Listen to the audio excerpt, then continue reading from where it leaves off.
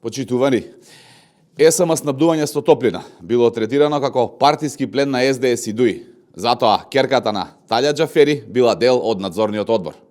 Истиот оној Талја Џафери кој СДС и ДУИ со две раце го гласаа за да стане незаконски претседател на собрание и неговата керка да биде изгласана да биде дел од надзорниот одбор на ЕСМ. Затоа на СДС и ДУИ не им се допаѓа темата, затоа што во секоја пора од општеството цветаше корупција и криминал. Затоа СДС и ДУИ молчат и не се оградуваат од местените тендери вредни 8 милиони евра во ЕСМ снабдување со топлина и испраните 2 милиони евра кои завршиле во нечиј џеп. Каде завршиле овие 2 милиони евра? Дали кај структури блиски до врвот на СДС или во ДУИ? Дали лица од тогашниот врв на СДС и ДУИ имаат вмешано прсти во случајот?